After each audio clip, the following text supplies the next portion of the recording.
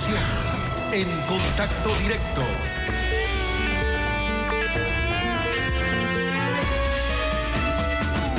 Hola Lenin, buen día, ¿cómo te va? Muy bien, Estefe, amigos televidentes, un buen día para todos. Centro Democrático ha realizado un amplio trabajo de análisis y diagnóstico sobre la ley de comunicación y se ha llenado de insumos para presentar una propuesta de reforma tomando la iniciativa presidencial que ha señalado que ese cuerpo legal se podría revisar eliminando lo malo y manteniendo lo positivo. Jimmy Jairala, presidente de Centro Democrático, prefecto del Guayas, aliado del gobierno, nos acompaña esta mañana. Buenos días, don Jimmy. Lenin, buenos días, gracias por el espacio. El artículo 424 de la Constitución señala en su segundo párrafo que la Constitución y los tratados internacionales de derechos humanos ratificados por el Estado que reconozcan derechos más favorables a los contenidos por la Constitución prevalecerán sobre cualquier otra norma jurídica o acto del poder público. Ahora, el artículo 19 de la Declaración Universal de los Derechos Humanos señala que todo individuo tiene derecho a la libertad de opinión y de expresión. Este derecho incluye el no ser molestado a causa de sus opiniones, investigar y recibir informaciones y opiniones, y el de difundirlas sin limitación de fronteras por cualquier medio de expresión. Tomando en cuenta estos dos elementos que propone Centro Democrático para que la ley sea compatible con los tratados internacionales de derechos humanos.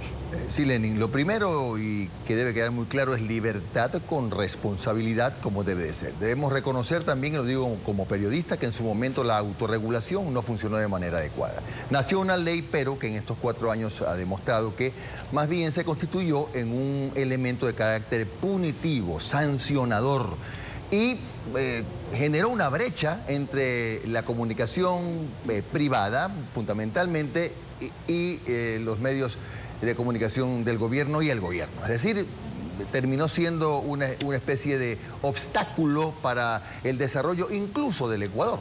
Consecuentemente, lo que hemos hecho es trabajar durante 6 meses en este proyecto de reformas y adicionalmente, cuando en la segunda vuelta comprometimos nuestro apoyo a Lenín Moreno, llegamos a un acuerdo en el sentido que sería impulsada la reforma. Además, ya Lenín Moreno lo había dicho y ha ratificado aquello. Ya entregamos el proyecto que, entre otras cosas, cambia la estructura de los organismos de control.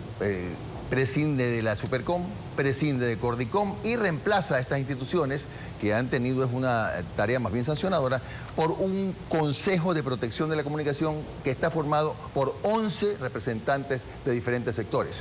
Adecuar la ley de comunicación a la normativa internacional ha sido una observación constante de las relatorías especiales para la libertad de expresión, tanto de la Comisión Interamericana de Derechos Humanos, así como de la Organización de Naciones Unidas.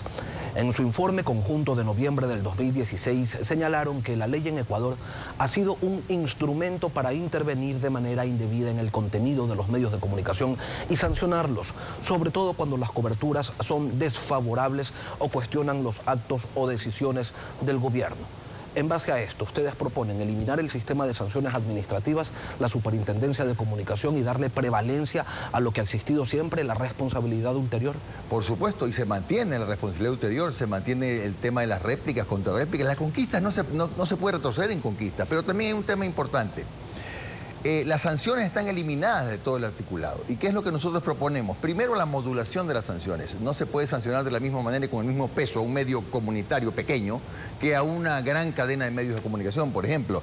Toda sanción además puede ser conmutable y además en esta normativa no nuestra, ya es una normativa que la conocerá la Asamblea, las partes pueden resolver sus controversias a través de un mecanismo que se llama la mediación, que es absolutamente legítimo y tiene fuerza de ley. Ya no solamente la multa, no solamente la sanción. Hay otros mecanismos que antes no estaban contemplados en la ley. ¿Se eliminan o se modulan las sanciones? No, a ver, están eliminadas, pero por supuesto, tiene que haber, se mantiene que la acción sancionadora, la condición de ente sancionador que debe tener como en todo el mundo.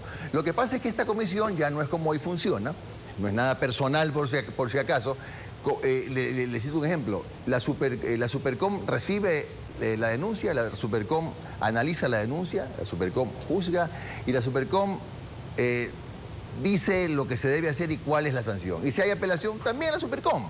Ahora son 11 representantes de diferentes estratos de la sociedad todos relacionados a la comunicación pública, privada, universidades, productores audiovisuales, que son quienes conforman este consejo. Sin embargo, ¿ustedes consideran que la comunicación debe seguir siendo considerada un servicio público, como el agua, como la luz, como la alcantarilla? Mire, lo que nosotros consideramos es que este es un aporte perfectamente modulable, para usar la misma palabra. Puede ser, no está escrito en piedra. Es el primer documento consensuado con 80 medios de comunicación. Nosotros tenemos 6 meses trabajando en esto. No está escrito en piedra, puede ser mejorado, puede ser reformado. Lo importante es que no pierda su esencia. Y la esencia es que la libertad de expresión se ejerza con responsabilidad, pero sin que el ente controlador, el ente siga haciendo esto, sino un ente más bien regulador. Una cosa es regular y otra cosa es controlar. Ustedes dicen que la ley tiene elementos positivos. ¿Qué pasa con la censura previa, los abusos del oficialismo imponiendo cadenas a ultranza sobre pretexto de considerarlas informativas? ¿Qué pasa con la discrecionalidad para calificar una información cualquiera como un hecho de interés público?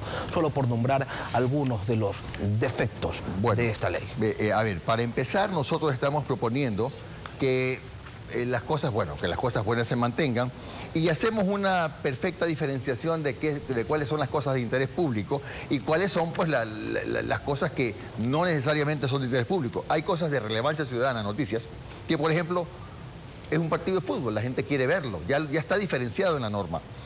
¿Qué es de interés público? El Estado quiere comunicar, por ejemplo, campañas de nutrición, informar la inauguración de obras X, eso es de interés público. ¿Y qué es opinión pública? Lo que piensa la gente, la opinión de los ciudadanos, que no necesariamente tiene que ser sujeta de sanciones. Eso no había en la actual normativa. Estaba mezclado todo en una sola bolsa. Ahora está perfectamente diferenciado. ¿El linchamiento mediático? Está desde nuestro punto de vista eliminado porque es innecesario. Y le digo por qué. Porque es muy difícil que se produzca una especie de confabulación de 2, 3, 4, 10 medios públicos y privados para cuestionar y perseguir a una sola persona. Es muy difícil en este país, habiendo medios que se llaman públicos y medios privados. Una de las labores periodísticas más afectadas por la ley de comunicación fue el periodismo de investigación. Por eso es que mientras acá se publicaba la investigación realizada por el Consorcio Internacional de Periodistas de Investigación, los Panama Papers, había políticos, y los hay todavía, que cuestionan el origen de los documentos. Claro, lo que reveló la investigación desató el ovillo de la corrupción y hasta llevó al gobierno a proponer una pregunta en consulta popular. Pero independientemente de estos antecedentes sobre el periodismo de investigación, ¿cuál es la propuesta de Centro Democrático? Hay que mantenerlo, y hemos planteado las siguientes cosas. Por ejemplo, los medios tendrían una opción, que es la de registrar sus unidades de periodismo de investigación. Solo registrarla, nada más.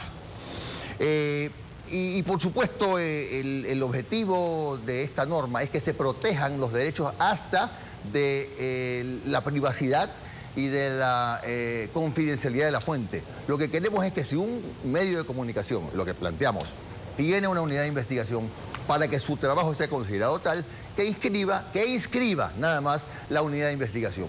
De esta manera se comienzan a regular las cosas, que es diferente de controlar las cosas. Pero sin duda reivindica el periodismo de investigación.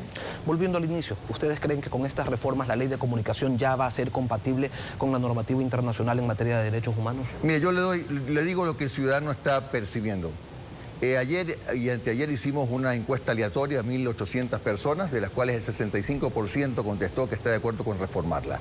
Hubo un poco más de un 22% que se pronunció por derogarla, y un apenas 15%, me parece, que se pronunció porque la ley debía mantenerse como está. Consecuentemente, es un criterio que no es nuestro necesariamente, sino que ha sido consensuado y que incluso la opinión pública lo comparte, o buena parte de la opinión pública lo comparte. Ahora, esta no es la primera vez que Centro Democrático hace propuestas de reformas legales. Tampoco es la primera vez que son aliados de Movimiento País. En el pasado, por ahí les acogieron un par de sugerencias en algunos proyectos, nada fundamental. En el futuro, ¿por qué habría de ser distinto? Se lo pregunto tomando en cuenta además un factor. Tanto ayer como ahora Centro Democrático no tiene un solo legislador. Sí, claro, sí, pero eso no nos quita el derecho, por supuesto, de plantear proyectos de ley como el que estamos presentando, y de hecho ya lo presentamos ante el asambleísta Yunda.